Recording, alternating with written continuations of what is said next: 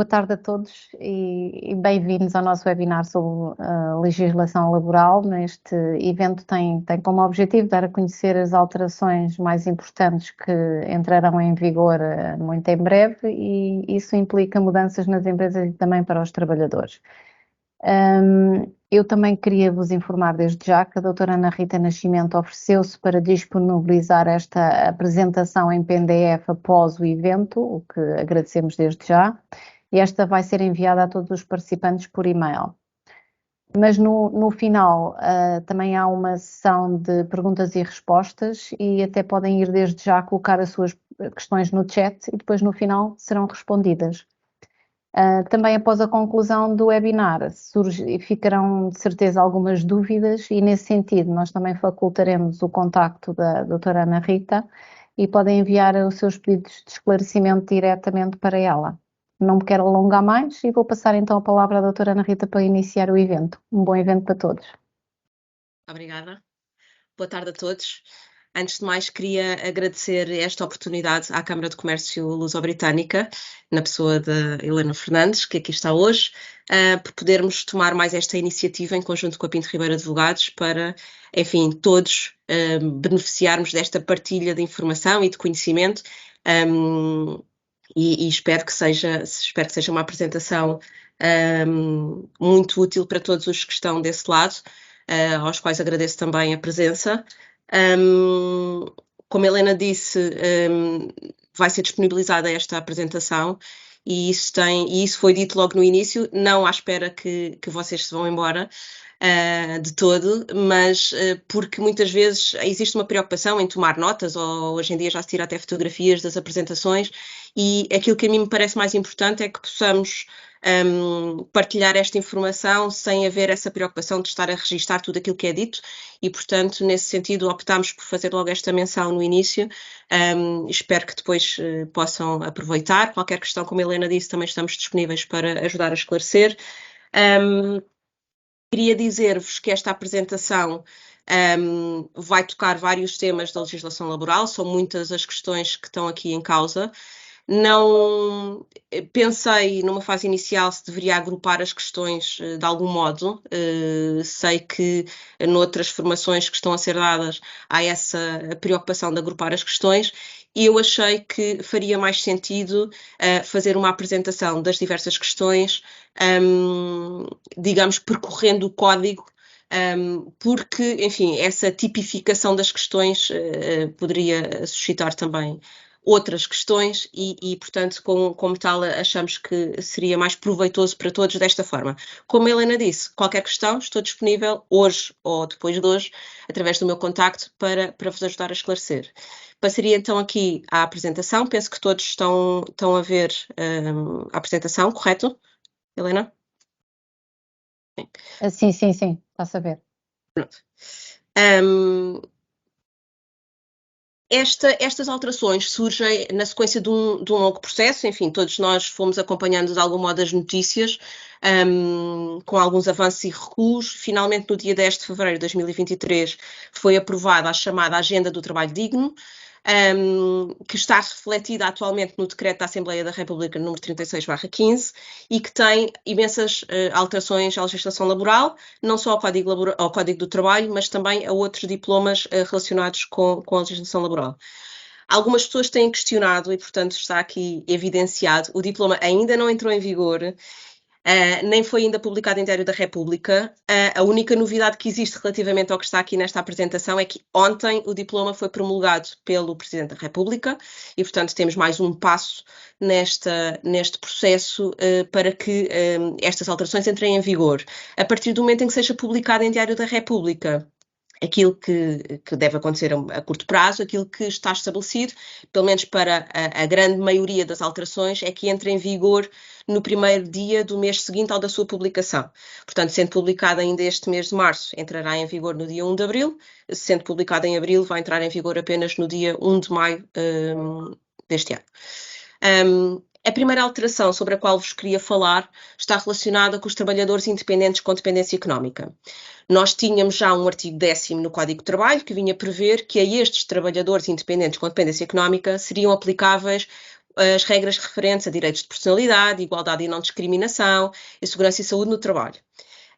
No entanto, o legislador vem agora introduzir uma alteração significativa, no sentido de que, para além destas normas legais, passa também a aplicar-se aos trabalhadores independentes com dependência económica os instrumentos de regulamentação coletiva de trabalho negociais que estejam em vigor no âmbito daquele setor de atividade profissional e geográfico.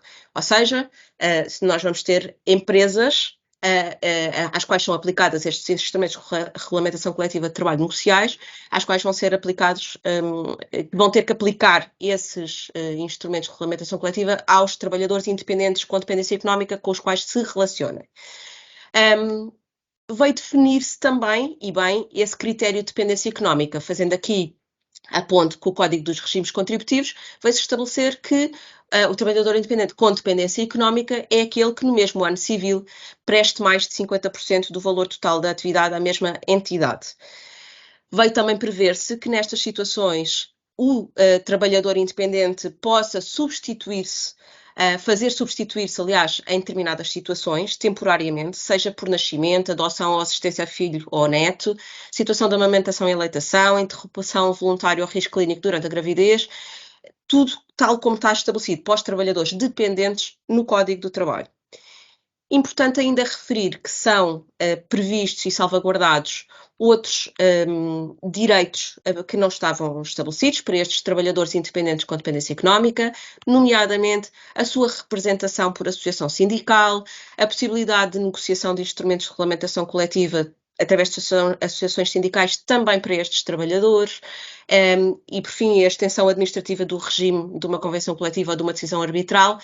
Enfim, é discutível como é que isto vai ser feito, não é? Porque tratam-se de trabalhadores independentes, mas a verdade é que foi consagrado estes direitos a estes trabalhadores independentes, designadamente representação por associação sindical para a defesa dos seus interesses. Importante referir também que, para que seja aplicável este regime, é necessária uma declaração dirigida pelo prestador do trabalho ao beneficiário da atividade, acompanhado de um comprovativo que ateste que efetivamente se verifica a tal dependência económica. Passemos então para um tema seguinte, que também tem sido muito falado nas notícias. Aqui, mais do que as notícias, interessa-nos também a parte jurídica, não é? Relativamente às plataformas digitais, surgiu então um novo artigo 12º-A ao Código do Trabalho. Este novo regime, chamemos-lhe assim, vai ser aplicável também ao transporte individual e remunerado de passageiros em veículos descaracterizados a partir de plataforma eletrónica, mais conhecido vulgarmente como TVDE. Queria também deixar-vos a nota de que, apesar desta novidade, e ser uma boa novidade, na minha opinião, existe uma proposta de diretiva da Comissão Europeia para regular também o trabalho através de plataformas digitais. Portanto, o mais provável é que dentro de relativamente pouco tempo possa haver necessidade de haver aqui algumas alterações, mas é o que temos hoje em dia e é com base neste artigo 12º-A que vamos então abordar este tema das plataformas digitais. O legislador veio estabelecer uma presunção de existência de contrato de trabalho para estas situações na relação entre o prestador de atividade e a plataforma digital, desde que se verifiquem algumas características e, portanto, desde logo não pode ser só uma, mas também podem ser só duas, dependendo da caracterização da situação. Algumas dessas características são, então, o facto de a plataforma digital ser a plataforma digital a fixar a retribuição ou estabelecer pelo menos os limites máximos e mínimos da retribuição, ser a plataforma digital a exercer o poder de direção e a determinar regras específicas, nomeadamente quanto à forma de apresentação do prestador de atividade, à sua conduta perante o utilizador. Outro dos elementos característicos, outro dos indícios é o facto da plataforma digital controlar e supervisionar essa prestação da atividade em tempo real, através de meios eletrónicos e da gestão algorítmica, que também muito tem sido falada. Hoje em dia é possível fazer esse controle, digamos assim. Outros dos indícios de que estamos perante um contrato de trabalho é o facto da plataforma digital restringir de algum modo a autonomia do prestador dessa atividade, quanto à organização do trabalho, especialmente quanto à escolha do horário, os períodos de ausência, a possibilidade de aceitar ou recusar tarefas. Enfim, estas condicionantes são um indício de que podemos estar perante um contrato de trabalho e não perante um contrato de prestação de serviços. Também outro indício, o facto da plataforma digital exercer poderes laborais sobre o prestador de atividade, nomeadamente de âmbito disciplinar. E, por fim, o facto dos equipamentos e os instrumentos de trabalho utilizados pelo prestador da atividade pertencerem à plataforma digital ou, de algum modo, serem disponibilizados pela plataforma digital. Esta presunção é uma presunção ilidível, portanto, se a plataforma digital vier fazer prova de que o prestador de atividade trabalha com efetiva autonomia, então, nesse caso, conseguirá afastar a presunção de que estamos perante um contrato de trabalho e ficaremos com uma situação de prestação de serviços. Portanto, isto é uma presunção, existem indícios, como já existia para a caracterização do contrato de trabalho sem ser com plataforma digital, e pode ser ilidível nestes termos. A plataforma digital pode também vir invocar que a atividade é prestada perante uma pessoa singular ou coletiva que atua como intermediário entre a plataforma e a pessoa que presta os serviços. O próprio prestador da atividade pode vir alegar que é trabalhador subordinado do intermediário e não da plataforma. Neste caso, e havendo esta discussão, caberá depois aos tribunais determinar quem é a entidade empregadora. Uma nota importante para referir que nesta relação entre plataforma digital, intermediário e prestador da atividade, a plataforma digital, o intermediário da plataforma digital, bem como os seus gerentes, administradores ou diretores e sociedades com as quais existe uma relação de participações recíprocas de domínio ou do grupo, vão ser solidariamente responsáveis pelos créditos do trabalhador emergentes de contrato de trabalho, da sua violação à cessação, contrato de trabalho este celebrado entre o trabalhador e a pessoa singular ou coletiva que atua como intermediário da plataforma digital, pelos encargos sociais e pelas coimas que eventualmente venham a ser aplicadas num período de 3 anos. Portanto, esta responsabilidade solidária permite aqui também acautelar de uma forma mais restrita, digamos assim, ou mais segura, a posição do prestador da atividade. Nos casos em que se considerar que estamos não perante uma prestação de serviços, mas perante a existência de um contrato de trabalho, então vão ter que ser aplicáveis também as normas previstas no Código do Trabalho, aquelas que sejam compatíveis com a natureza da atividade desempenhada, nomeadamente em matéria de acidentes de trabalho, cessação do contrato, proibição de despedimento sem justa causa, remuneração mínima, férias, limites do período normal de trabalho, igualdade e não discriminação. Existe uma novidade que vai ser aplicável não só a esta situação das plataformas digitais, mas também aos contratos de trabalho que não com plataformas digitais. Já se previa que é uma contraordenação muito grave quando estivéssemos perante uma situação, como nós chamamos, de falsos recibos verdes, portanto, uma pessoa que tem efetivamente um contrato de trabalho, mas é tratada como se tivesse um contrato de prestação de serviços.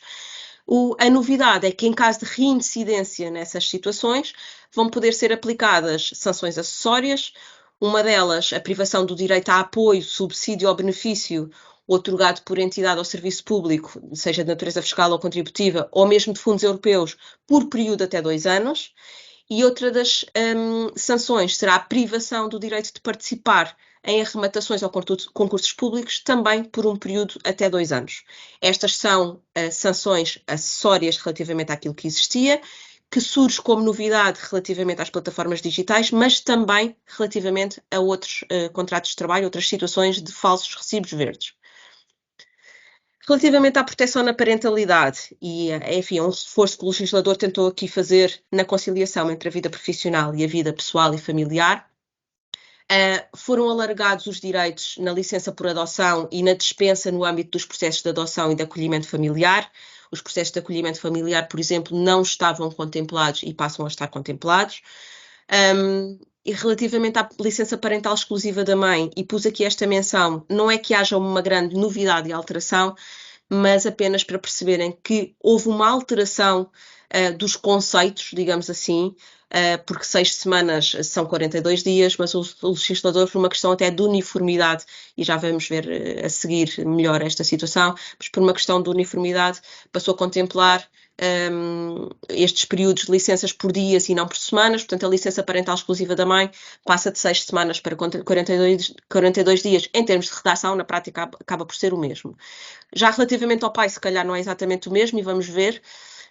Relativamente à licença parental exclusiva do pai, aquilo que temos estabelecido hoje em dia é que o pai, é obrigatório o gozo pelo pai de uma licença parental de 20 dias úteis, seguidos ou interpelados nas 6 semanas seguintes ao nascimento da criança, 5 dos quais imediatamente a seguir ao nascimento. Vamos passar a ter uma licença parental do pai de 28 dias, e neste caso são corridos, não são úteis, o que significa que podem ser menos do que 28 dias úteis, dependendo dos feriados que estes 28 dias apanhem, digamos assim. E estes 28 dias são gozados de forma seguida ou em períodos mínimos de 7 dias, e depois o resto mantém-se. Portanto, nos 42 dias seguintes ao nascimento da criança, 7 dos quais gozados imediatamente a seguir ao nascimento. Lá em cima vemos que temos 5 dias, eram 5 dias úteis, agora são 7 dias gozados imediatamente a seguir ao nascimento, estes 7 dias seguidos. Após o gozo desta licença,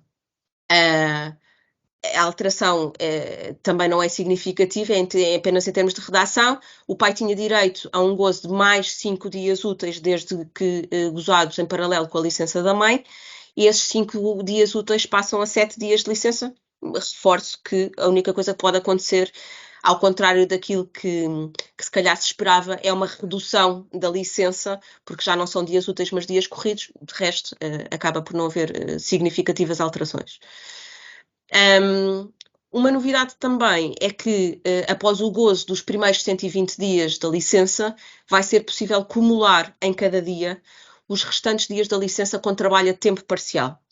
Os períodos diários da licença vão ser computados como meios dias e são adicionados para determinação da duração máxima da licença. O período da licença pode ser gozado por ambos os progenitores em simultâneo ou de forma sequencial. E aquilo que se define também é que este trabalho a tempo parcial vai corresponder a um período normal de trabalho diário igual a metade daquele que é praticado a tempo completo em situação comparável. Surge também como uma grande novidade no artigo 38A do Código de Trabalho a falta por luto gestacional. A única licença que estava prevista era a licença por interrupção da gravidez. Vem agora prever-se que, não havendo lugar ao gozo da licença por interrupção da gravidez, a trabalhadora pode faltar ao trabalho até 3 dias consecutivos, gozando aqui estas faltas por luto gestacional. Ao pai é também reconhecida esta possibilidade de faltar, este direito de faltar ao trabalho até 3 dias consecutivos, na falta por luto gestacional, mas também acrescentou-se esse direito do pai na licença por interrupção da gravidez. Portanto, o pai passa a beneficiar destes 3 dias consecutivos, quer seja na falta por luto gestacional, quer seja na situação de licença por interrupção da gravidez. Trabalhador e trabalhador, mãe e pai, devem informar os respectivos empregadores, apresentando logo que possível a declaração médica que comprova esta situação. E estas faltas são faltas justificadas para todos os efeitos, designadamente não implicam perda da retribuição e são considerados dias de prestação efetiva de trabalho. Surgiu aqui uma nova modalidade de contrato de trabalho, o contrato de trabalho com estudante em período de férias ou interrupção letiva. Veio estabelecer-se que este contrato não está sujeito a forma escrita, não depende da condição de trabalhador-estudante. O que acontece é que o empregador ainda assim, naturalmente, deve comunicar a celebração deste contrato à Segurança Social, mediante o formulário eletrónico, sendo que, tratando-se de contrato de trabalho a termo resolutivo ou contrato de trabalho temporário, mantém-se a necessidade de se verificar os requisitos da admissibilidade previstos na lei para este tipo de contratos, e esse termo e esse motivo justificativo têm que ser comunicados à Segurança Social com menção concreta dos factos que o integram, como existe já hoje em dia para os outros contratos de trabalho a termo. Este novo regime não afasta de todo a aplicação das disposições especiais que já estão previstas em matéria de participação de menor em espetáculo ou atividade de natureza cultural, artística ou publicitária. O dever de informação. O dever de informação foi bastante alargado pelo legislador. Vamos ver, aqui optei por fazer um quadro comparativo, pareceu-me mais simples para percebermos o que é que se mantém, o que é que altera e o que é acrescentado relativamente àquilo que já existia. Portanto, o dever da informação está consagrado no artigo 106. As primeiras 4 alíneas mantêm-se absolutamente iguais. A linha A, que aqui temos, a identificação da entidade empregadora. A linha B, o local de trabalho. A linha C, a categoria do trabalhador ou a descrição das suas funções. A linha D, a data de celebração do contrato e o início dos seus efeitos. A partir daqui, começamos a ter algumas alterações, umas mais significativas do que outras, mas é isso que vamos então passar a ver. Na linha E, passa a ser necessário indicar o termo estipulado ou a duração previsível do contrato, consoante se trate de contrato de trabalho a termo certo ou incerto. É verdade que nos contratos de trabalho a termo incerto já muitas vezes se colocava a duração previsível, mas agora passa a ser obrigatório nos contratos de trabalho a termo certo a indicação do termo, nos contratos de trabalho a termo incerto a duração previsível do contrato. E isto é tanto ou mais importante porque existem contratos que efetivamente não têm que ser reduzidos a escrito, mas na verdade este dever de informação existe e, como veremos também mais adiante, existe esta necessidade de passar esta informação ao trabalhador para que o dever de informação seja cumprido. Relativamente à linha F, também não temos qualquer alteração, existe a obrigação de informar sobre as férias ou o critério para a determinação das férias. Relativamente à linha G, temos que, para além dos prazos de aviso prévio a observar para efeitos de cessação do contrato, passa a ser necessário informar o trabalhador também sobre os requisitos formais a observar para essa comunicação, eventualmente para a denúncia do contrato com vista denúncia do contrato com vista à sua cessação. Relativamente à retribuição, o legislador também quis aqui também acrescentar alguns elementos adicionais. Portanto, para além do valor e da periodicidade da retribuição, é necessário indicar também o método de pagamento da retribuição e indicar também a discriminação dos elementos constitutivos da retribuição. Enfim, achamos que esta questão vai suscitar naturalmente algumas dúvidas. Nós, enquanto advogados, faremos o nosso melhor para vos ajudar a solucionar estas questões e vermos a melhor forma. Isto é novidade para todos, para nós também, mas encontrarmos a melhor forma de cumprir estas alterações e para que tudo esteja dentro da conformidade.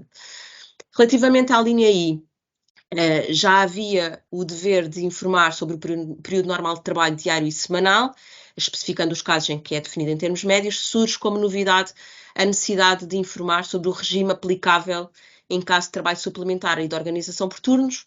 Temos alguma dificuldade em perceber o que é esta questão de indicar o regime aplicável em caso de trabalho suplementar, porque se trata de uma situação excepcional, mas mais uma vez estou também aberta a ouvir as vossas opiniões sobre estas questões. É novidade para todos e acho que esta partilha de conhecimento também pode ser interessante.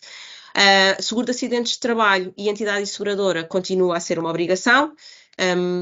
Instrumento de regulamentação coletiva, surge a novidade de ter que se informar não só o instrumento de regulamentação coletiva, se houver naturalmente, mas também a designação das respectivas entidades celebrantes. E esta questão prende-se muito com o facto de às vezes haver vários instrumentos de regulamentação coletiva e poder suscitar dúvidas de qual é o aplicável àquele caso concreto e, portanto, com este maior detalhe será possível, na nossa opinião, dissipar pelo menos algumas dessas dúvidas. Vai ser necessário apenas indicar o Fundo de Garantia de Compensação do Trabalho e já não de uma forma abrangente como se previa na linha M. No caso de trabalhador temporário, vai ser necessário identificar o utilizador.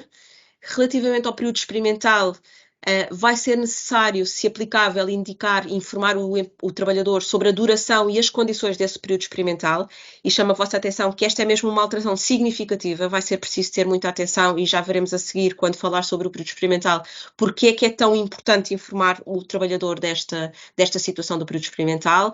Vai ser também necessário informar o trabalhador sobre o seu direito individual à formação contínua, ainda que por remissão, por indicação da referência legal, mas vai ser necessário fazê-lo.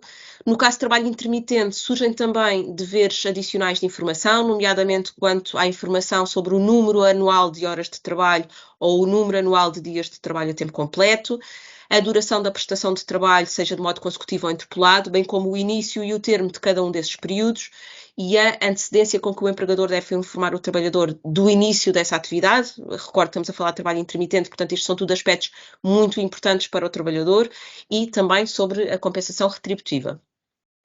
Temos também ainda a necessidade de passar a informar sobre os regimes de proteção social, incluindo os benefícios complementares ou substitutivos daqueles que são assegurados pelo regime geral da segurança social, e, por fim, os parâmetros, os critérios, as regras e as instruções em que se baseiam os algoritmos ou outros sistemas de inteligência artificial que possam afetar a tomada de decisões, nomeadamente no acesso e à manutenção do emprego ou nas condições de trabalho, elaboração de perfis e controle da atividade do trabalhador.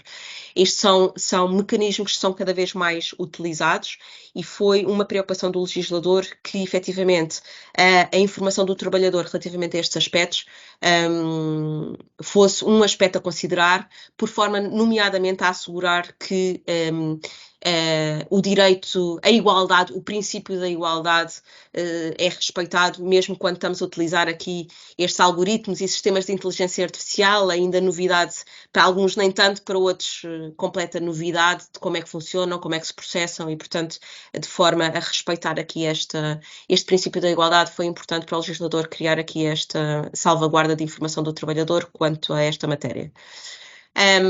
Quanto ao dever, à forma como esta informação é prestada ao trabalhador, a informação, enfim, eu aqui fiz uma referência às alíneas, como esta informação depois também vos vai ser disponibilizada, vai ser mais fácil, não vou aqui perder muito tempo a fazer esta remissão para as alíneas, até porque já passei por cada uma delas.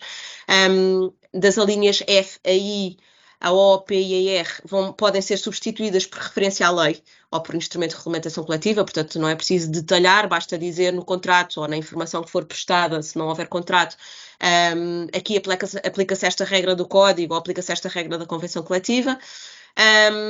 Se verificarem, depois existe uma alteração importante que tem a ver com o facto de haver informação que o legislador considerou importante que fosse veiculada através de um só documento.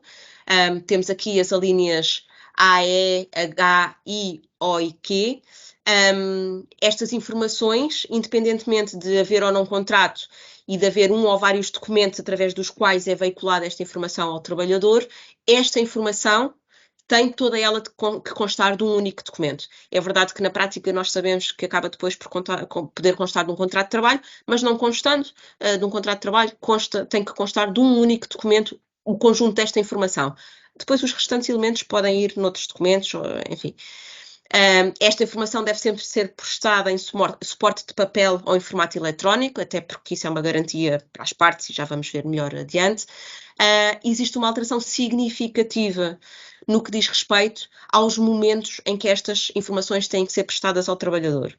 O ideal, o vosso advogado diria, no momento em que inicia o contrato, esta informação deve ser veiculada, mas nós sabemos que às vezes há ainda elementos que faltam, interessa assinar o contrato, ou interessa que a relação laboral se inicie, e portanto temos que aqueles elementos que o legislador considerou mais importantes e que devem constar daquele documento único que eu estava a falar, devem ser facultados ao trabalhador até ao 7º dia subsequente ao início da execução do contrato. Os outros elementos têm que ser facultados no prazo de um mês após o início da execução do contrato, e chamo a vossa atenção, havia uma questão em particular, por exemplo, o seguro de acidentes de trabalho, que muitas vezes não era feito logo essa menção no início, que até presentemente o prazo que é estabelecido para facultar essa informação ao trabalhador é de 60 dias, há aqui, francamente, um encurtamento, um franco encurtamento destes prazos, e é preciso ter atenção para que tudo fique dentro da regularidade.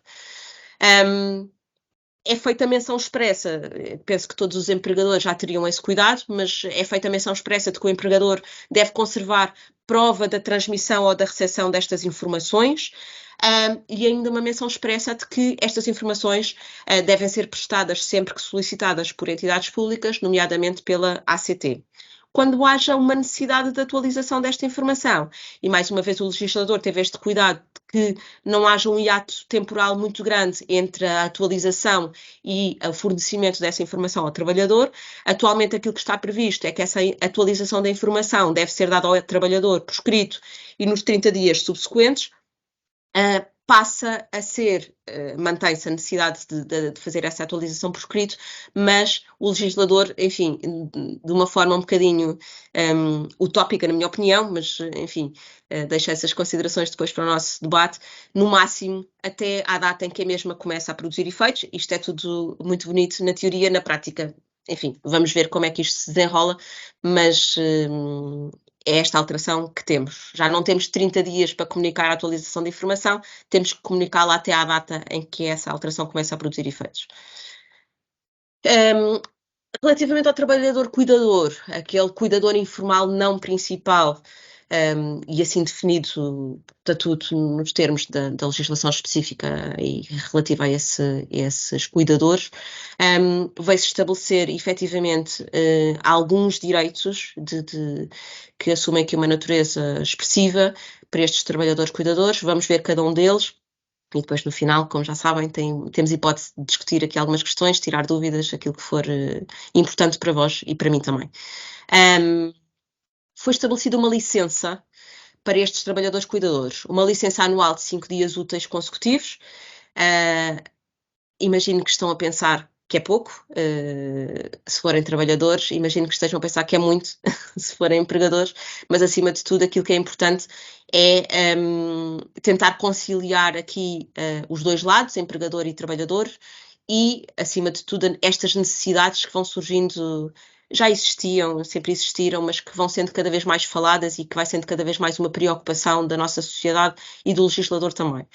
Portanto, esta licença anual de 5 dias úteis consecutivos, o trabalhador, para gozar desta licença, deve informar o empregador por escrito, com 10 dias úteis de antecedência relativamente ao seu início, indicando os dias em que pretende gozar essa licença. Paralelamente, deve facultar também ao empregador uma informação escrita, portanto, uma declaração, dizendo que os outros membros do agregado familiar da pessoa cuidada não estão a gozar da mesma licença naquele período ou estão impossibilitados de prestar essa assistência. Durante o gozo da licença, o trabalhador cuidador está a assumir essas funções de trabalhador cuidador, portanto não pode exercer atividade que seja incompatível com essa função, com essa finalidade, e nomeadamente trabalho subordinado ou uma prestação de serviços fora da sua residência habitual. Quando terminar essa licença, o trabalhador cuidador retomará a sua atividade normal.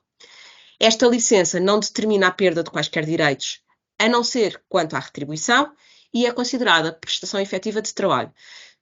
Existe a possibilidade de suspensão desta licença por doença do trabalhador, não pode ser suspensa apenas por conveniência do empregador.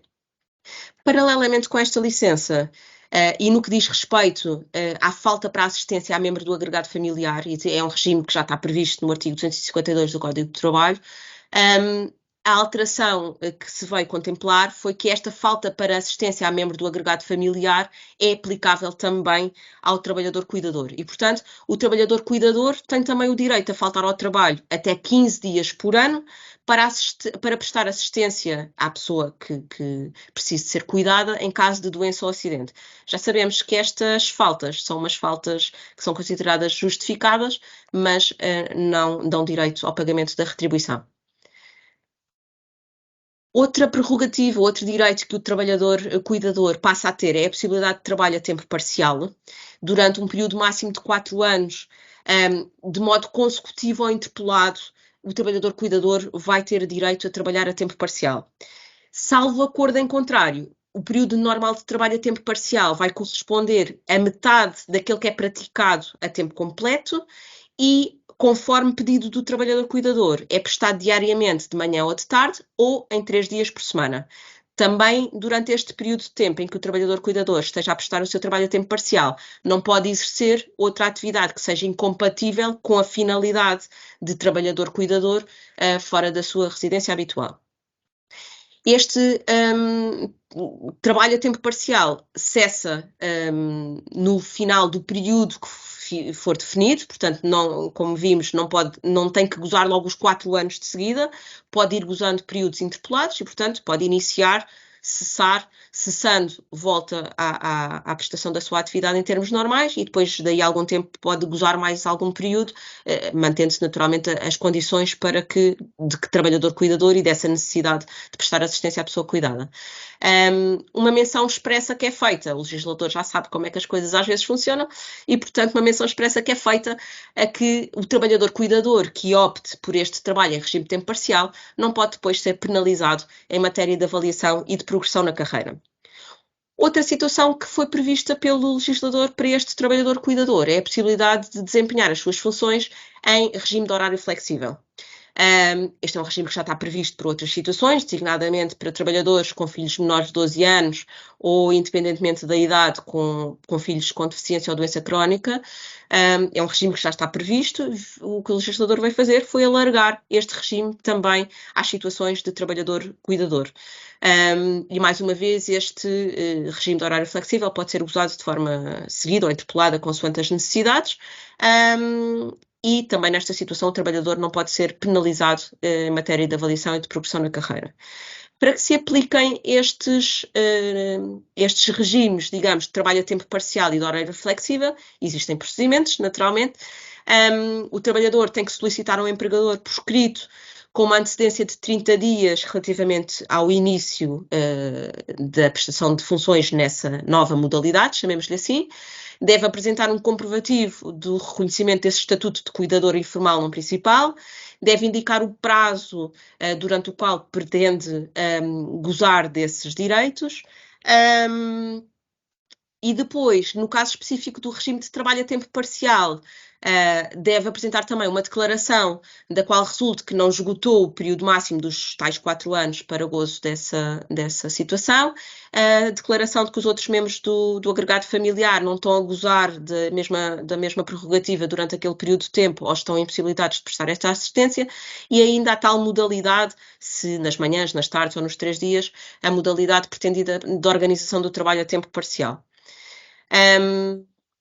Para esta situação também aplica-se, enfim, o que já está previsto no Código, no artigo 57, portanto, o empregador apenas vai poder recusar, portanto, é aquilo que já está previsto para o horário flexível, o empregador apenas vai poder recusar este pedido com fundamento em exigências imperiosas do funcionamento da empresa ou na impossibilidade de substituir o trabalhador se este for indispensável.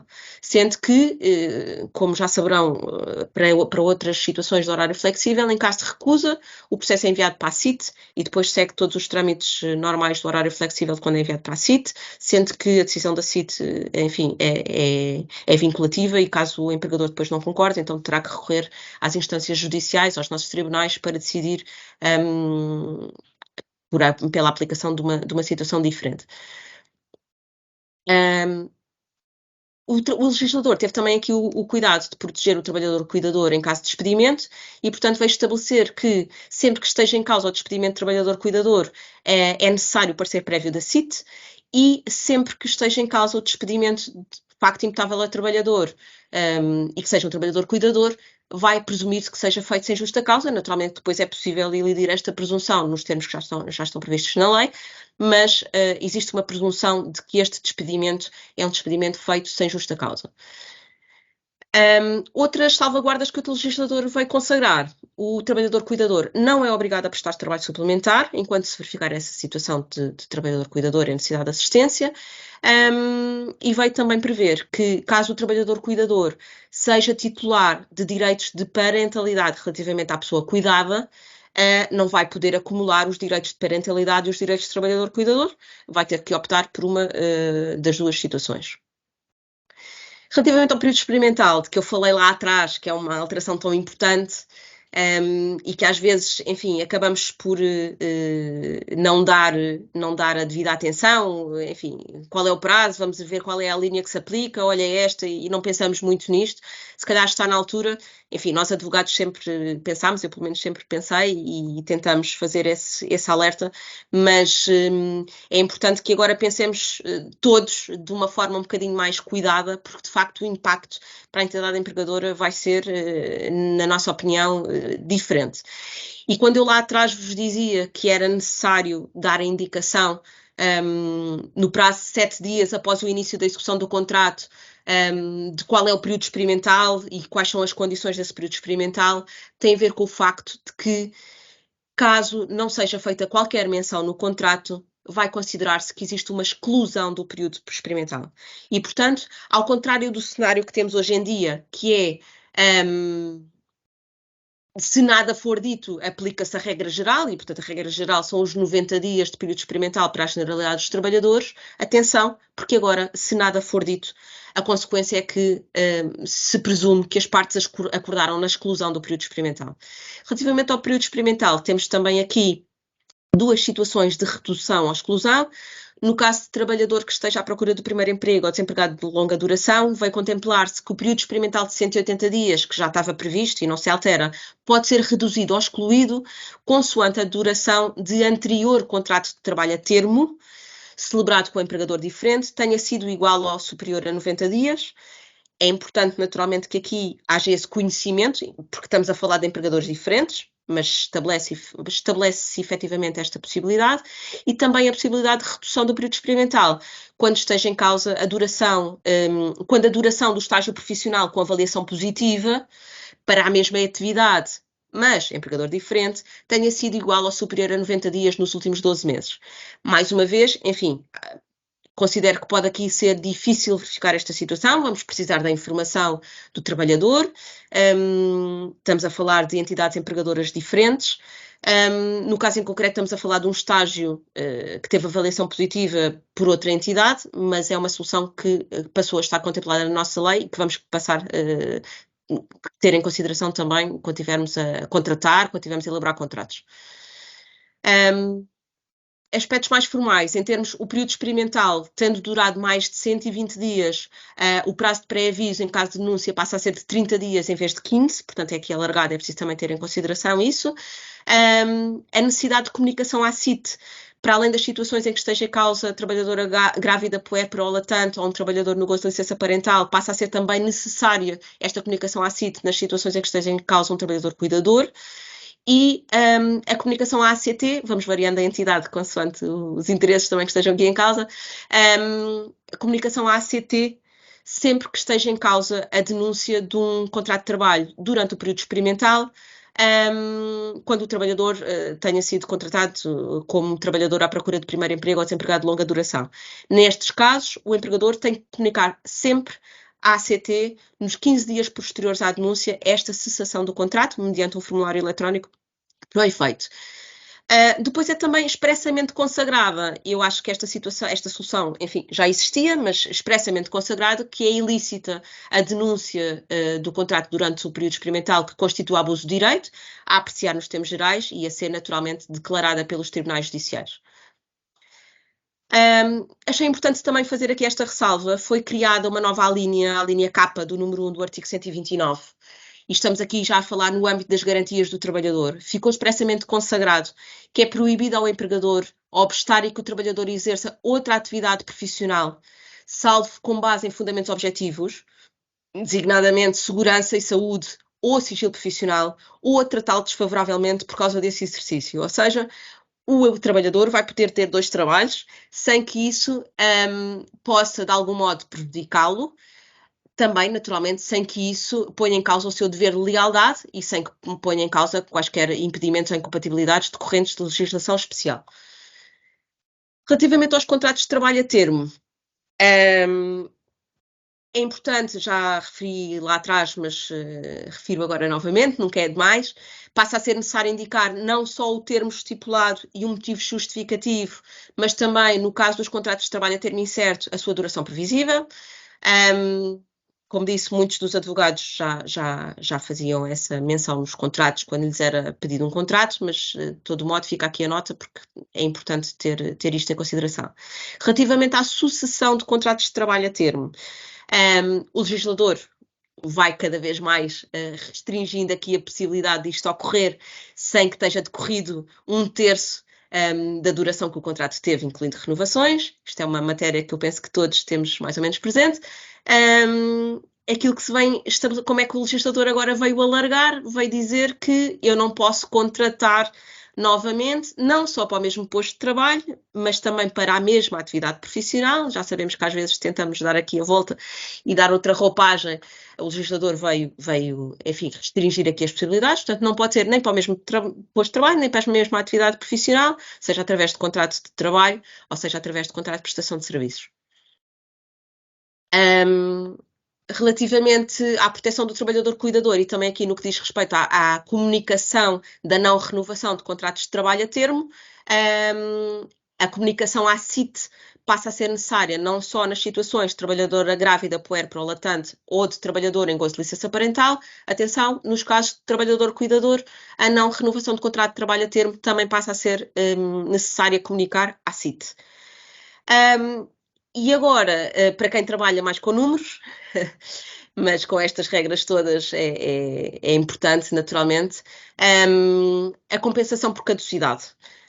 Também já muito falado, nos contratos de trabalho a termo certo e incerto, passa a ser estabelecida uma compensação de 24 dias de retribuição base e de eternidades por cada ano completa antiguidade. A única diferença é que no contrato de trabalho a termo incerto nós tínhamos aqui 2 períodos temporais, nos primeiros 3 anos era 18 dias e depois passava a 12 dias, e agora não existe essa diferença nos contratos de trabalho a termo incerto, nem qualquer diferença entre os contratos de trabalho a termo certo e incerto. Para ambos vai passar a ser 24 dias de retribuição base e de eternidades por cada ano completa antiguidade. E atenção, vamos ver mais à frente também, mas deixo aqui esta nota porque acho muito, muito importante. Esta compensação vai ser aplicável também para os contratos, não só para os contratos novos, mas para os contratos que já estão em vigor e que venham a cessar depois da entrada em vigor desta nova lei. Relativamente aos contratos de trabalho temporário, a preocupação do legislador foi a mesma: proteger mais o trabalhador e as situações precárias. Portanto, caso haja uma situação, já sabemos, isto não é novidade, é considerado nulo o contrato de trabalho de utilização, o contrato de trabalho temporário ou o contrato de trabalho por tempo indeterminado para cedência temporária, sempre que seja celebrado com uma entidade, por uma empresa de trabalho temporário não titular de licença. Neste caso, a novidade é que, nesse caso, passa a considerar-se que o trabalho é prestado ao utilizador em regime de contrato de trabalho sem termo e já não à empresa de trabalho temporário. Portanto, esta responsabilidade de ver se a empresa de trabalho temporário é ou não titular de licença passa para o utilizador, porque caso contrário, caso não haja essa licença, podemos estar numa situação em que o trabalhador é considerado trabalhador sem termo do utilizador. Também o legislador aqui tentou alargar as possibilidades de sucessão, restringindo, naturalmente, restringindo a possibilidade de contratação sucessiva. Enfim, é uma das medidas com vista a combater a precariedade no trabalho e, portanto, veio aqui completar, digamos, o artigo que estava previsto para a sucessão de contratos de trabalho temporário no tempo. Portanto, a sucessão no mesmo posto de trabalho ou atividade profissional, à semelhança do que vimos para os contratos de trabalho a termo. Portanto, não podemos contratar para o mesmo posto de trabalho e para a mesma atividade profissional. E depois uma alteração que já existia para os contratos de trabalho a termo, mas que não estava previsto para os contratos de trabalho temporário, é que vamos aqui também contemplar não só a mesma entidade empregadora, mas também alguma sociedade que com o empregador tenha uma relação de domínio ou de grupo ou mantenha estruturas organizativas comuns. Portanto, a ideia do legislador, obviamente, é aqui alargar as situações que impeçam esta sucessão de contratos de trabalho legítimos na mesma função, ao fim e ao cabo. E neste caso, quando haja o incumprimento desta regra, vai considerar-se sem termo o contrato celebrado entre o trabalhador e o utilizador e vai contar-se para a antiguidade do trabalhador todo o tempo de trabalho prestado para o utilizador em cumprimento desses sucessivos contratos, seja com a mesma entidade empregadora ou entidades relacionadas. Muito importante, relativamente à possibilidade de renovação, passamos de 6 vezes para 4 vezes, portanto estes contratos de trabalho temporário só vão poder ser renovados até 4 vezes, E também uma alteração muito importante, a duração dos contratos de trabalho temporário sucessivos em diferentes utilizadores não vai poder nunca ser superior a 4 anos. Ainda que os utilizadores sejam diferentes, nós vamos ter aqui, enfim, as empresas de trabalho temporário vão ter que gerir aqui os seus recursos de maneira diferente, porque no total dos contratos de trabalho temporário sucessivos não vai poder haver mais do que 4 anos de duração, sendo que havendo mais de 4 anos de duração, vai haver uma conversão do contrato de trabalho em contrato de trabalho por tempo indeterminado para cedência temporária, aquele contrato de trabalho temporário, e aqui já é com a empresa de trabalho temporário. E, portanto, a empresa de trabalho temporário, não respeitando este limite dos 4 anos, vai começar a ter os seus próprios trabalhadores nesta modalidade de contrato de trabalho por tempo indeterminado para cedência temporária. Relativamente ao teletrabalho, muito se falou, enfim, não creio que as alterações sejam assim tão significativas, mas ainda assim é importante, é matéria que eu penso que nos próximos tempos vai eventualmente ter também, continuar a ter algumas novidades, porque é uma situação relativamente recente não em termos de existência, mas recente na sua utilização, pelo menos em larga escala, e portanto penso que com o evoluir da situação também teremos mais novidades ou alterações a curto trecho. Aquelas que surgirem, estaremos cá para vos dar novidade e para podermos falar sobre elas. A única coisa o que se previa, aquilo que está contemplado à data de hoje, é que o trabalhador com filho com idade até 3 anos tem direito a exercer atividade em regime de teletrabalho, desde que naturalmente seja compatível com a atividade e o empregador disponha dos recursos para o efeito. Vamos alargar o âmbito para além dos 3 anos, independentemente da idade, quando o trabalhador tenha filho com deficiência, doença crónica ou doença oncológica, com ele vivem com comunhão de mesa e habitação. Atenção, que a doença oncológica foi aqui prevista, e bem, a nosso ver, mas é a única situação que está prevista. E há outras situações em que se protege os trabalhadores que têm filhos com deficiência ou com doença crónica, em que não se faz esta menção expressa à doença oncológica e que muito provavelmente, enfim, salvo melhor opinião, já podia ter sido feita agora esta alteração. Não foi, mas penso que será a curto trecho também. Relativamente às despesas, o tema que tem sido bastante debatido por advogados e não só, as despesas adicionais, as despesas adicionais decorrentes naturalmente do exercício das funções de teletrabalho. Aquilo que o legislador vem prever é que se deve fixar na celebração do acordo o valor da compensação a pagar ao trabalhador por essas despesas adicionais. Não se fazendo esse acordo sobre um valor fixo, mantém-se a regra, portanto o empregador vai ter que pagar as despesas adicionais correspondentes à aquisição dos bens ou serviços que o trabalhador não tinha antes desta situação de teletrabalho, por comparação com as despesas homólogas no último mês em regime presencial, ou seja, no mês prévio ao início da execução do trabalho em regime de teletrabalho. E depois uma alteração que ainda não é, na verdade, uma alteração prática, é que esta compensação fixa vai ser considerada para efeitos fiscais como custo para o empregador e não vai constituir rendimento do trabalhador até um determinado limite, que vai ser fixado por portaria, mas portaria essa que ainda não existe e, portanto, no momento em que surgir, estaremos aqui também para vos dar essa novidade e para conseguirmos aqui definir, ao fim e ao cabo, melhor os termos desta compensação fixa. Uma nota adicional para vos dizer que o regime da adaptabilidade e o regime do banco de horas do grupal não vai ser possível aplicar a trabalhador com filho menor de 3 anos ou independentemente da idade, com deficiência ou doença crónica, salvo concordância do trabalhador, e também relativamente a trabalhador com filho entre os 3 e os 6 anos, desde que apresente uma declaração de que o outro progenitor exerce atividade profissional e está em possibilidade de prestar esta assistência, também não vai ser possível aplicar estes regimes de adaptabilidade e de banco de horas grupal. Hoje em dia só se protegia os trabalhadores com filho menor de 3 anos, vai-se alargar um bocadinho este âmbito de proteção. Relativamente às faltas, houve uma alteração, pode parecer aqui um pouco confusa, se calhar até o meu próprio slide está um pouco confuso, mas tentei dar o meu melhor como sempre. Relativamente às faltas por motivo de falecimento de cônjuge, parente ou afim. Atualmente temos que estão previstos 20 dias consecutivos por falecimento de descendente ou afim no primeiro grau da linha reta. Passamos a prever aqui também O cônjuge não separado de pessoas e bens, portanto, 20 dias passa a ser para cônjuge não separado de pessoas e bens ou equiparado filho ou enteado, e os 5 dias consecutivos que estavam previstos para o cônjuge não separado deixam de existir para essas situações e passam a aplicar-se então os 5 dias consecutivos apenas para falecimento de parente ou afim no primeiro grau da linha reta e que não estejam incluídos no número anterior e, portanto, na situação dos 20 dias consecutivos. Veio ainda também estabelecer-se uma situação especial. Enfim, isto tem a ver com a prova que é feita quanto à situação de doença. O legislador veio prever a possibilidade de autodeclaração de doença sob compromisso de honra, quando estejamos perante uma situação de doença que não ceda aos 3 dias consecutivos, até ao limite de 2 vezes por ano.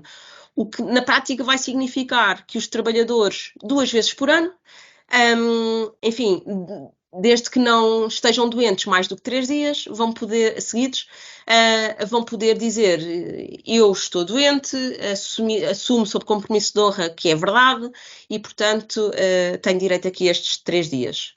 3 dias vezes 2 dá 6 dias por ano. Vamos ver como é que isto corre. Relativamente à substituição da perda de retribuição por falta, é uma situação que já estava prevista, portanto, no caso de falta, o trabalhador podia optar por renunciar a dias de férias até ao limite previsto, bastava para isso comunicar ao trabalhador e estabeleceu-se concretamente que o empregador não vai poder opor-se ao gozo essa substituição, digamos, dos dias de falta por dias de férias comunicados pelo trabalhador. Relativamente ao trabalho suplementar, uma alteração significativa, estabeleceu-se aqui um teto até 100 horas anuais, a partir do qual este acréscimo de retribuição horária vai ser o dobro e, portanto, nós temos aqui no primeiro ponto, até 100 horas anuais, é aquilo que temos hoje em dia em vigor, e que são 25% pela primeira hora, ou 37,5% pela hora ou fração subsequente nos dias úteis e 50% nos dias de descanso semanal ou em feriado. Isto é o que temos em vigor hoje em dia e vai continuar a ser aplicável até que se atinjam 10 horas anuais de trabalho suplementar, a partir do momento em que... Peço desculpa. A partir do momento em que se atingem essas 100 horas anuais, o acréscimo da retribuição vai ser o dobro.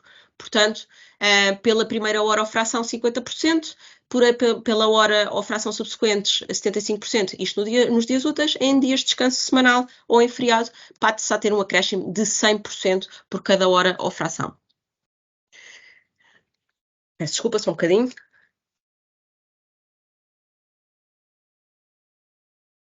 Também passei aqui para um slide que, enfim, tem suscitado grandes debates, a nosso ver, com alguma razão. É uma alteração muito significativa, esta que está aqui prevista. Portanto, o crédito do trabalhador emergente de contrato de trabalho da sua violação ou cessação não é suscetível de extinção por meio de remissão abdicativa, salvo através de transação judicial. Nós sabemos que hoje em dia, enfim, e isso não mudou, não é possível ao trabalhador renunciar aos seus créditos durante a execução do contrato de trabalho, mas sabemos que isso acontecia no momento da cessação do contrato, nomeadamente quando se faziam os acordos, quando se fazem ainda acordos de revogação do contrato de trabalho, muitas vezes havia uma cláusula em que se dizia nada mais o trabalhador declara que nada mais é devido por força deste contrato, enfim, isso era uma segurança naturalmente para as entidades empregadoras que tinham a certeza que de hoje para amanhã o trabalhador não vinha reclamar outros créditos, seja trabalho suplementar, o que seja.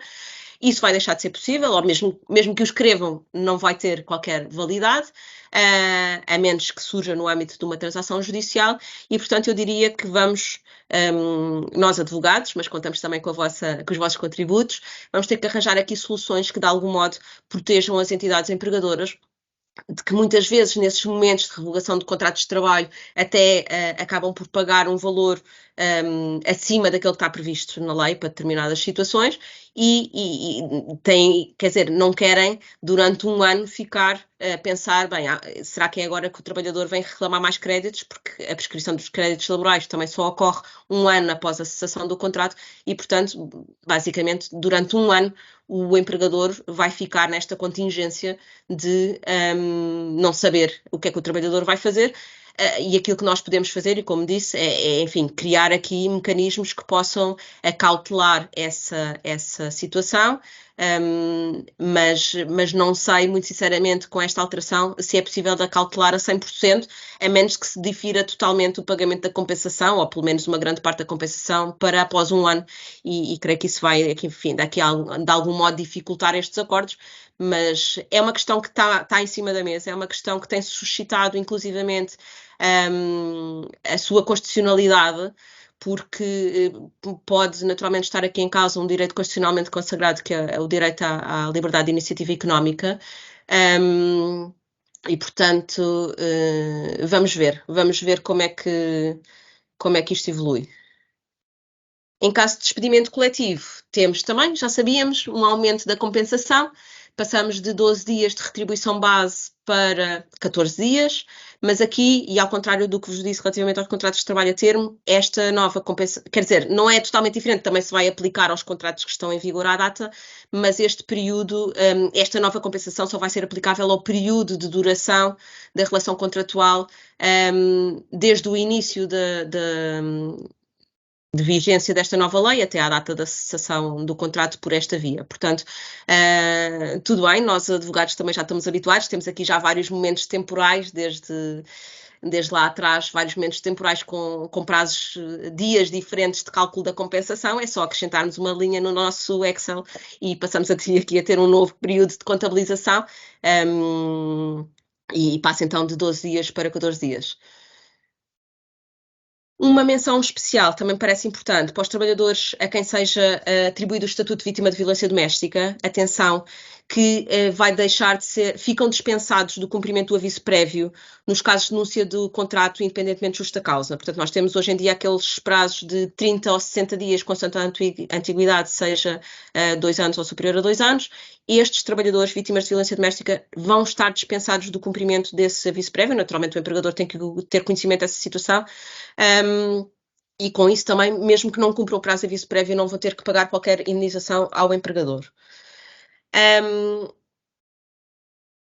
E eu agora percebi que me confundi, porque vos falei lá atrás na questão do direito constitucional quanto à remissão abdicativa e está tudo mal. Portanto, quem se quiser ir embora, chegou o momento, peço desculpa, porque a questão da constitucionalidade surge relativamente aqui à terceirização de serviços e não relativamente à remissão abdicativa. Relativamente à remissão abdicativa, aquilo que é preciso acautelar é que o empregador não é surpreendido com uma reclamação de créditos laborais por parte do trabalhador no período de um ano, e a questão da constitucionalidade coloca-se aqui relativamente à terceirização de serviços. Peço a desculpa por este lapso.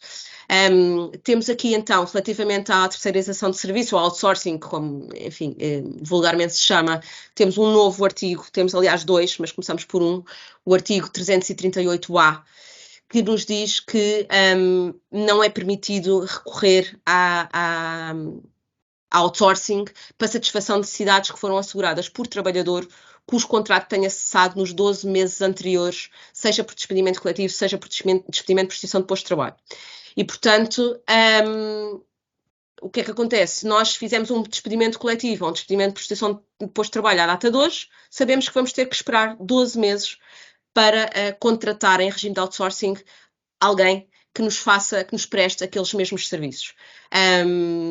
Aqui sim, agora sim, coloca-se a questão da constitucionalidade desta norma, porque naturalmente isto trata-se de uma questão de gestão do empregador. O empregador faz a gestão dos seus recursos, designadamente financeiros, e aquilo que se verifica à data de hoje é que muitas das vezes os despedimentos coletivos ou os despedimentos por extinção do posto de trabalho era uma escolha de gestão do empregador, umas vezes para sobreviver, outras vezes não, mas na verdade era uma escolha relacionada com esse direito constitucionalmente consagrado, o direito à liberdade de iniciativa económica, e que fica aqui posto em causa. Vamos ver como é que esta questão evolui em termos de debate e de consolidação, digamos assim. Para já é aquilo que temos, é aquilo que vai vigorar, e embora a questão da constitucionalidade possa ser suscitada naturalmente, e a consequência é que a violação desta regra constitui uma contraordenação muito grave.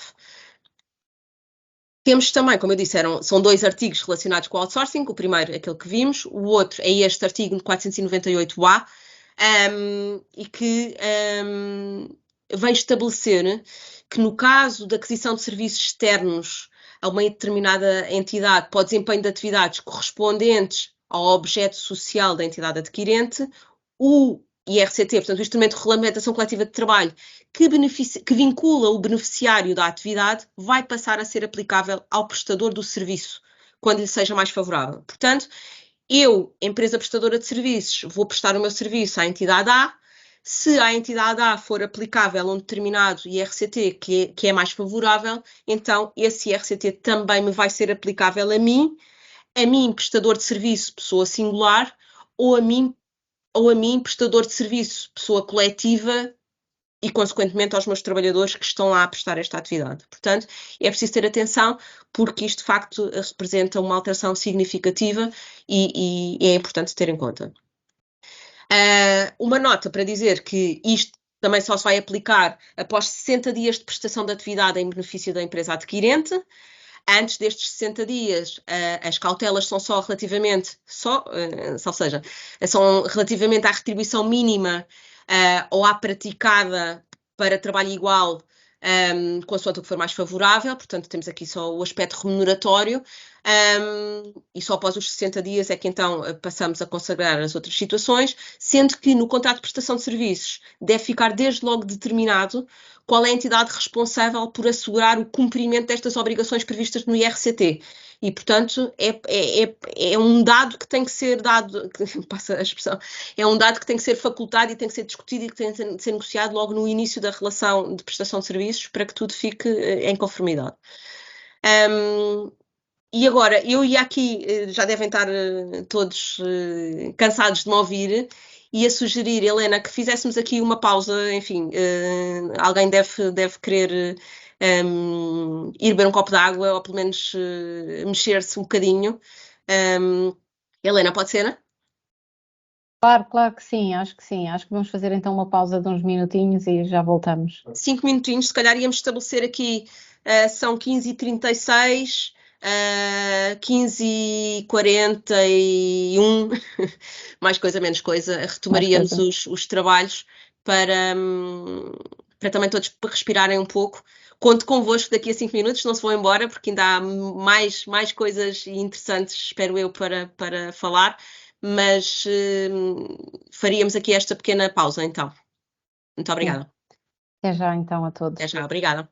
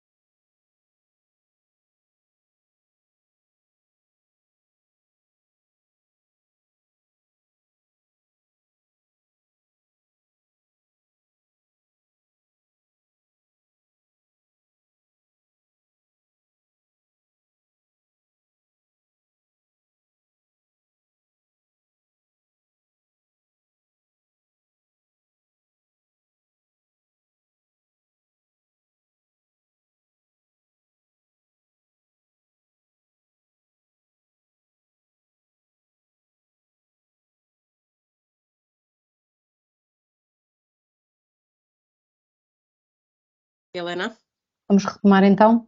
vamos retomar. Pronto, obrigada a todos pela paciência e vamos então voltar aos trabalhos. Obrigada. Obrigada. Helena, vou só partilhar aqui novamente o documento que eu julgo que já não está em partilha, pois não? Não, não está. Pronto. E agora já está, certo? Está partilhado, obrigada. Pronto, obrigada. Espero que tenham voltado todos. Que não estejam cansados de me ouvir. Vamos falar só mais um bocadinho, depois também rapidamente passaremos à discussão de algumas questões sobre as quais tenham dúvidas. Conforme vos disse no início, trata-se de alterações de âmbito laboral, nem todas do Código de Trabalho. Estas que estive a falar até agora eram efetivamente do Código de Trabalho. Aquilo que vou falar daqui em diante são alterações de âmbito laboral, mas que não estão refletidas no Código de Trabalho, estão refletidos noutros diplomas. Relativamente aos estágios profissionais, temos aqui uma alteração significativa, designadamente no que diz respeito ao subsídio mensal de estágio, que não pode ser inferior a 80% da retribuição mínima mensal garantida, atualmente corresponde a 608 euros. Vai passar a ser necessário também que a entidade promotora do estágio contrate um seguro de acidentes de trabalho e depois, para efeitos de comunicação à Segurança Social, esta relação jurídica de estágio acaba por ser equiparada à de um contrato de trabalho por conta de outra.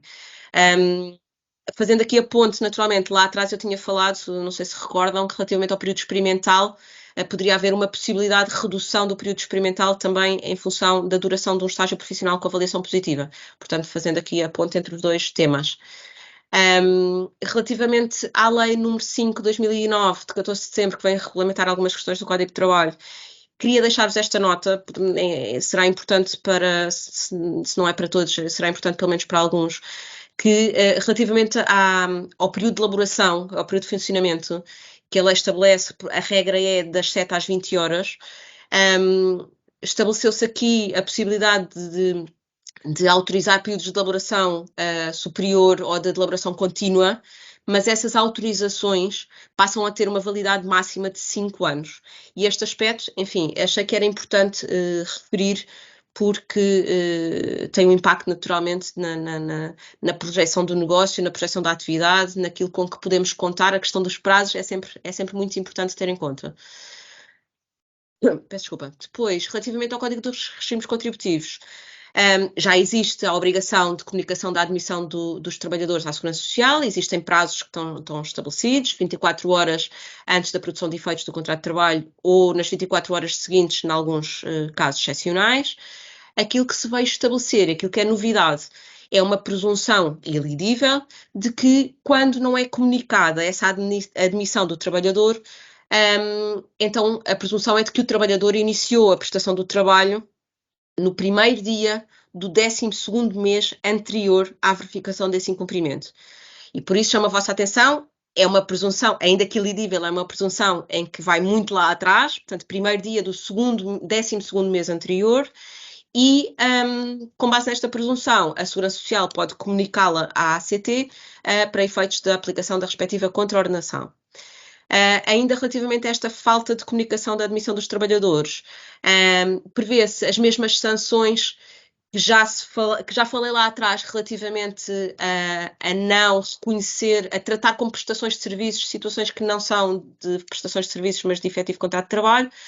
Portanto, na falta, as consequências são as mesmas. Em caso de reincidência, quando não é comunicada a admissão dos trabalhadores à Segurança Social, privação de direito a apoios, subsídios fiscais ou contributivos ou de fundos europeus, por período até 2 anos, e impossibilidade de participar em arrematações ou concursos públicos também por período até 2 anos.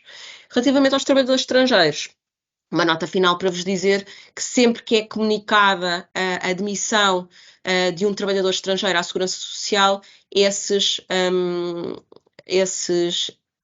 a ACT é automaticamente informada pela Segurança Social dessa admissão e, portanto, dispensa-se aqui essa comunicação autónoma, digamos, à ACT da contratação de trabalhadores estrangeiros. Importante ainda, já não estamos no âmbito do Código dos Regimes Contributivos, o cabeçalho mudou, estamos no âmbito do Regime Geral das Infrações Tributárias e, portanto, tem-se falado também muito desta questão. Atenção que as entidades empregadoras que não comuniquem à Segurança Social a admissão de trabalhadores no prazo de 6 meses subsequentes ao termo do prazo legalmente previsto, podem ser punidas nos termos do artigo 105, número 1, que diz respeito a um crime de abuso de confiança, e a sanção é uma pena de prisão até 3 anos ou multa até 360 dias. Seguramente muitos de vós, e eu optei por não tratar aqui hoje da questão do serviço doméstico, mas muitos de vós já ouviram, já partilharam, já conversaram com alguém sobre a questão da admissão dos trabalhadores de serviço doméstico e as sanções inerentes ao facto de não o fazerem. É esta questão que está aqui em causa. É não comunicação da admissão de trabalhadores, seja de serviço doméstico ou outros. A sanção que pode ser aplicável é pena de prisão até 3 anos ou multa até 360 dias. Relativamente ao Estatuto da Inspeção-Geral do Trabalho, Decreto-Lei número 102 de 2000, verifica-se um reforço dos poderes da ACT, aquilo que se vem estabelecer, e um bocadinho na sequência de algumas coisas que surgiram durante o período da pandemia, aquilo que se vem estabelecer é que um inspetor de trabalho que verifica a existência de indícios de um despedimento ilícito vai poder lavrar um auto, notifica o empregador para regularizar a situação. Se o empregador não regularizar a situação, então o ACT, no prazo de 5 dias, pode fazer participação desses factos aos serviços do Ministério Público junto ao Tribunal do lugar da prestação do trabalho, acompanhada dos elementos de prova que foram recolhidos. Para quê? Para que o Ministério Público promova a instauração de um procedimento cautelar de suspensão de despedimento. Sabemos que, nestas situações, a seguir ao procedimento cautelar de suspensão, é necessária a ação principal, e aqui podem surgir imensas dúvidas, designadamente o que é que acontece? Vamos supor que há um trabalhador que até nem concorda com esta situação. A ACT promoveu, não vai haver ação principal. O Ministério Público também vai poder promover a ação principal. Enfim, não resulta aqui minimamente da letra da lei, mas, enfim, suscitam-se aqui algumas questões relativamente a esta matéria. Acho que vamos ter que esperar algum tempo para ver como é que evolui.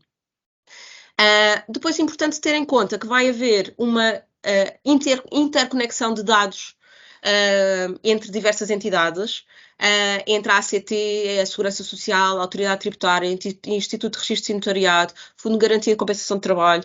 Portanto, vai haver uma grande partilha de dados, chamemos-lhe assim, entre estas entidades. A ideia é que esta partilha de dados favoreça o cumprimento da atividade da ACT. A finalidade é que a ACT consiga verificar melhor determinadas situações relacionadas com precariedade, igualdade e não discriminação, organização, duração e retribuição dos tempos de trabalho, regularidade das relações laborais e segurança e saúde no trabalho.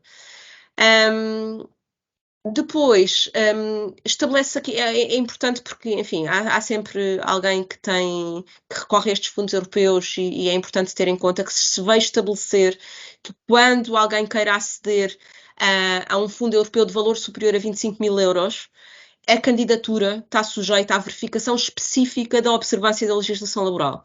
E, portanto, a entidade que está a analisar essa candidatura vai poder pedir à ACT essa verificação de que a entidade cumpre a legislação laboral e, portanto, pode beneficiar desses fundos europeus. Relativamente ao Fundo de Garantia de Compensação de Trabalho, enfim, foi uma questão que foi bastante falada, o que é que iria acontecer, a ideia é que iriam acabar, ficam suspensos. Fica suspenso durante a vigência do acordo de médio prazo para a melhoria dos rendimentos, dos salários e competitividade das obrigações relativas ao FGCT, e ficam suspensas também até à entrada em vigor das alterações dos regimes jurídicos do Fundo de Compensação de Trabalho, as obrigações relativas a este Fundo de Compensação de Trabalho.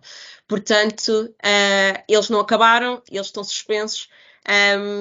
Vamos ver quais são as alterações que surgem aqui relativamente a estas situações. Por fim, aplicação no tempo. Já vos falei um pouco lá atrás sobre a aplicação no tempo, mas é importante dizer, detalhar aqui um bocadinho mais este ponto. Relativamente a esta nova lei, como eu lhe tenho chamado, os contratos de trabalho celebrados antes da entrada em vigor vão ficar sujeitos a estas novas regras, salvo quanto a condições de validade e a efeitos de factos ou situações anteriores à entrada em vigor da nova lei. E, portanto, esta é a regra geral, e estas novas alterações aplicam-se aos contratos que estão em vigor, salvo quanto a condições de validade e efeitos já passados. Algumas ressalvas. Não se vai aplicar No que diz respeito a contratos de trabalho a termo, quanto à sua admissibilidade, renovação e duração, e também à renovação dos contratos de trabalho temporários. Portanto, aquilo que diz respeito à duração e à forma, digamos, à sua possibilidade, à sua admissibilidade, como eu disse anteriormente, não é aqui ressalvada a questão da compensação.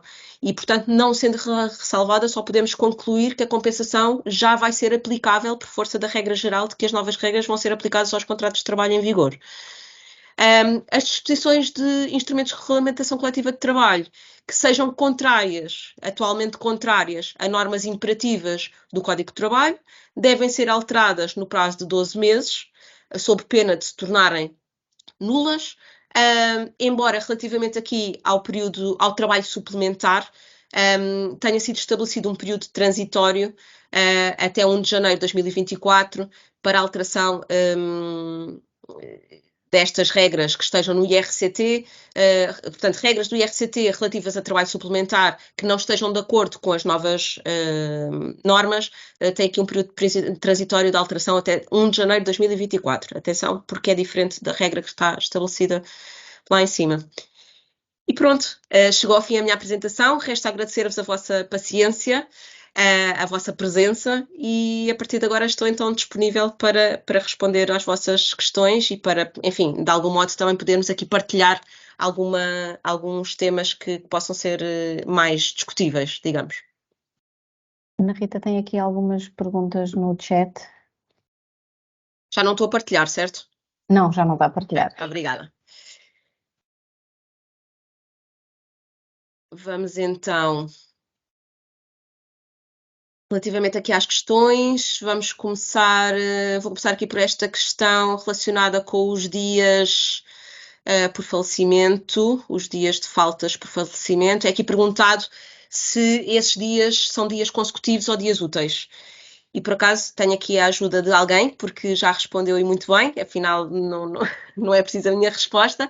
Efetivamente existe um entendimento ACT de que estes dias são dias úteis, dias em que úteis, dias de trabalho efetivo, não é? Portanto tem que representar uma falta, não é? Tem que ser um dia que a pessoa não esteja a trabalhar e vai beneficiar daquelas faltas por luto, e portanto são dias de trabalho, embora é verdade que existem decisões de tribunais que não são totalmente coincidentes com este parecer da ACT, já faz todo o sentido, enfim, ninguém me pediu propriamente, ninguém perguntou se eu concordava ou não com o parecer da ACT, mas eu acho que é o que faz sentido aplicar-se. Espero que os problemas de som tenham ficado resolvidos, há aqui alguns comentários sobre isso. Relativamente ao dever de informação, se este dever de informação se aplica aos contratos atualmente em vigor. Enfim, nós vimos que existe uma disposição específica quanto à aplicação no tempo que nos diz que estas novas regras vão aplicar-se aos contratos que estejam em vigor. E, portanto, eu diria que sim, que existe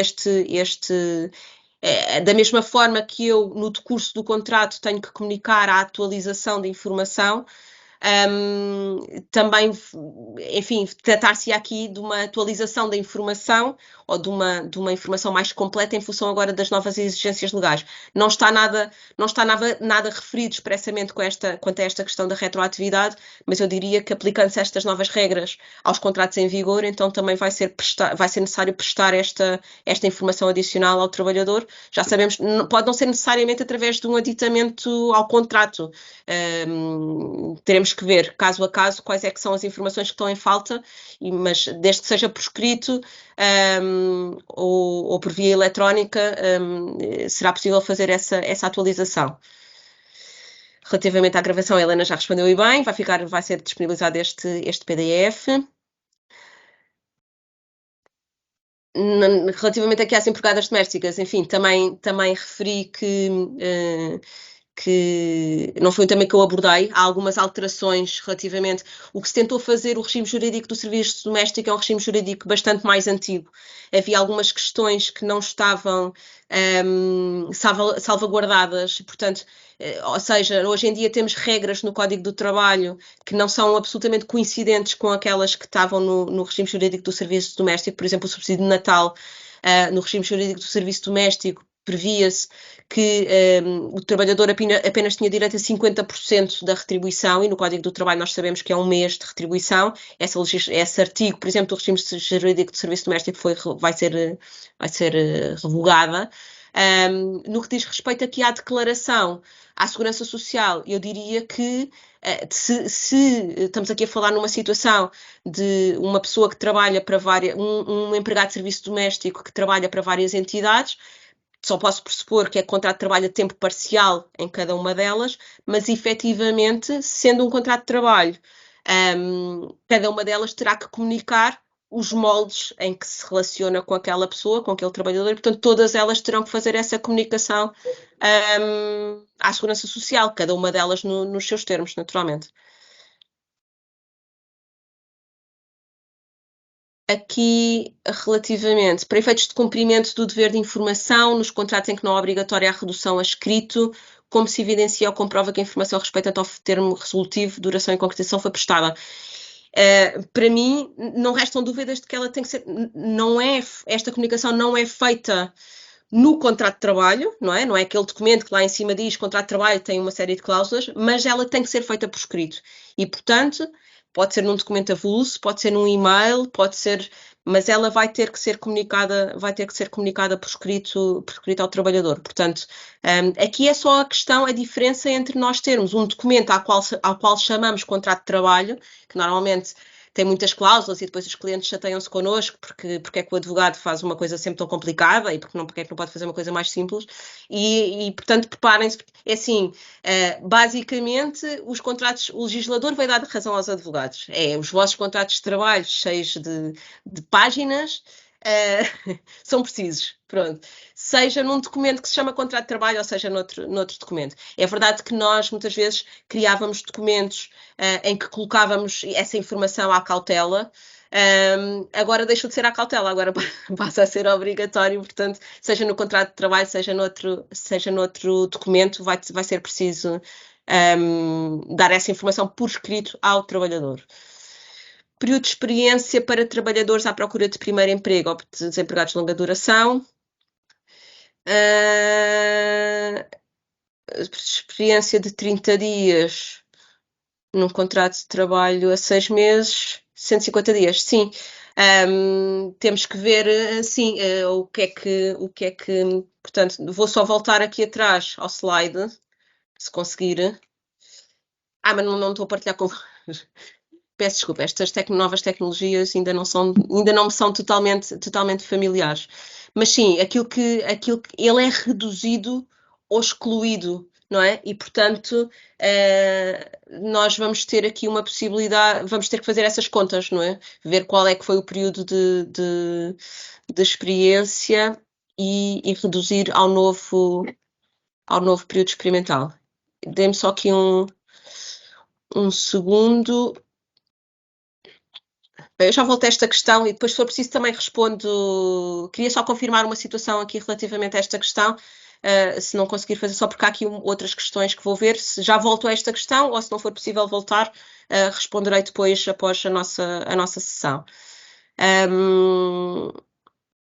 Quanto à data em vigor, da entrada em vigor, chegou atrasada, não faz mal, está sempre a tempo, a informação vai ser disponibilizada também depois em PDF e eu também estou disponível para esclarecer qualquer questão a posteriori. Quanto à entrada em vigor, ainda não entrou em vigor e é uma questão que não faz mal repetir porque é uma questão que tem sido suscitada por diversas pessoas e que é normal que seja suscitada porque a partir do momento da entrada em vigor é que vamos estar todos em cena, não é? E, portanto, ainda não entrou em vigor. Foi ontem promulgado pelo Presidente da República e no que diz respeito à maioria das alterações, a entrada em vigor vai ocorrer no primeiro dia do mês seguinte à sua publicação. Portanto, se o diploma vier a ser publicado no Diário da República ainda durante o mês de março, entrará em vigor no dia 1 de abril. Caso seja publicado apenas a partir do dia 1 de abril, entrará em vigor no primeiro dia do mês seguinte e, portanto, no dia 1 de maio.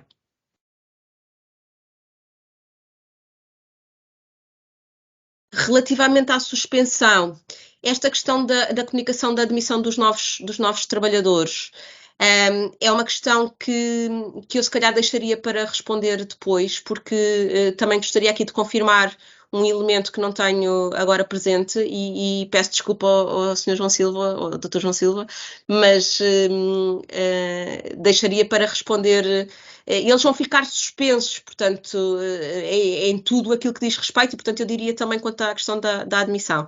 Mas, como não quero também estar a induzir em erro, deixaria esta questão depois para responder mais tarde, está bem?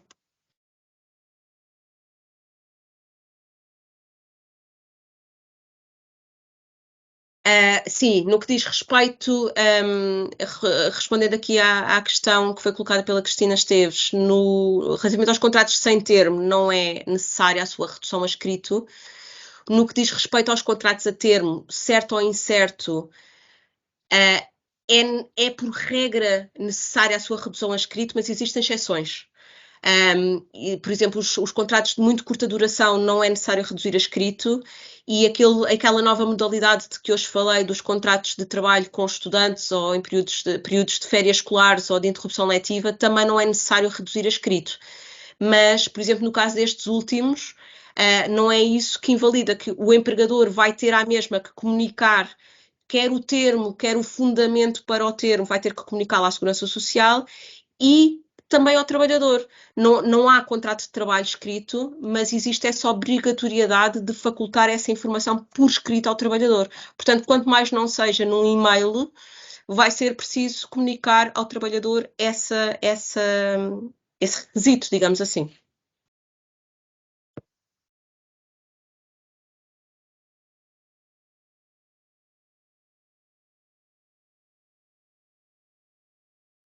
Quanto aqui à questão da dispensa do período experimental, aqui uma pessoa coloca a questão de saber se o período experimental, como já vimos, quando não é comunicada a informação sobre o período experimental, ele vai presumir-se que foi excluído. Pronto. E a comunicação tem que ser feita por escrito. É um dos elementos, está agora contemplado está contemplado no dever de informação, essa necessidade, ainda que por remissão legal, vai ser necessário comunicar ao trabalhador por escrito qual é a duração do período experimental e quais são as condições decorrentes da aplicação desse período experimental. Caso não o façamos, portanto, esta comunicação verbal não vai resultar, até porque depois, como eu referi também, o empregador vai ter que ter prova de que fez essa comunicação. É óbvio, nós sabemos que existem provas para além da prova escrita, como é óbvio, mas a ACT vai poder pedir esses documentos e nós vamos ter que os facultar. Portanto, esta comunicação é uma comunicação que tem que ser feita por escrito, não se basta através da forma verbal, sob pena de, se presumir que não existe período experimental, 2, a ACT vem-nos pedir a prova de que nós comunicamos aquilo ao trabalhador, nós não temos. Portanto, a comunicação do período experimental é feita por escrito.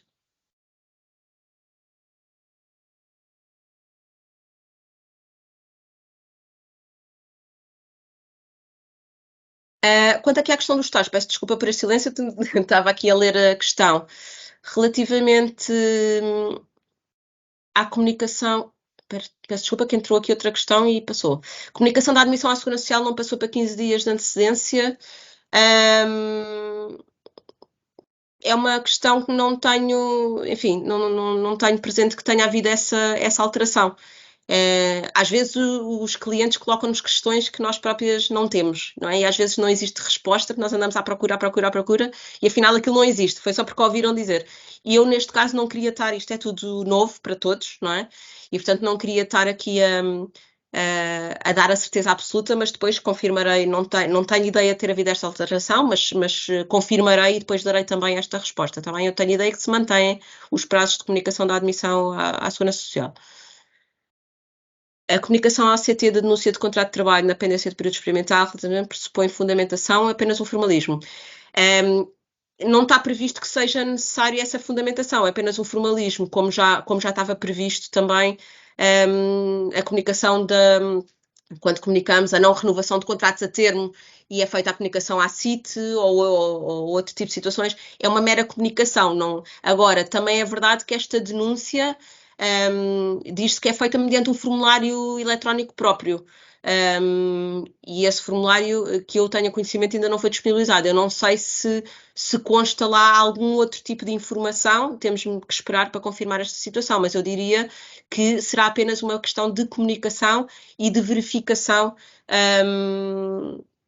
desta situação de denúncia nestas situações. Enfim, depois já sabemos que a ACT, se tiver dúvida relativamente a alguma coisa, vai fazer o seu trabalho.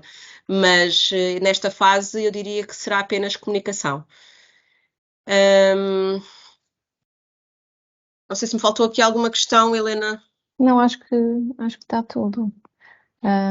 Também há alguma questão que surja, entretanto, podem colocá-la diretamente a si, que vamos facultar os seus contactos, assim, junto com a apresentação. Por isso quero agradecer a participação de todas as pessoas que estiveram presentes até agora.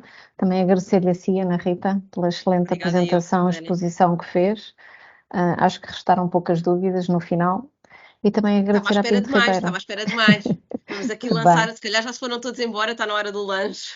Não, ainda temos para cima de 100 pessoas, mas não há muitas dúvidas e ainda bem. Mas também se houverem podem clarificá-las. Exatamente. Estas questões que eu disse que iria verificar, como disse, são questões novas, vou verificar e vou facultar essa informação. Logo vemos depois porque via e como. O que interessa é que a resposta chegue ao destinatário.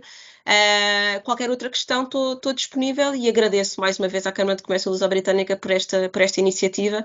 E estou disponível não só para perguntas, como para contributos, porque quando há estas alterações legislativas é importante às vezes que várias pessoas pensem nos temas e que possamos aqui chegar a soluções. Às vezes um tem uma solução, outro tem outra e juntos fazemos uma solução ainda melhor. É isso. Eu também tomei nota dessas dúvidas que ficaram pendentes e depois no final também podemos enviar por e-mail. Muito obrigada. Obrigada a todos e muito boa tarde.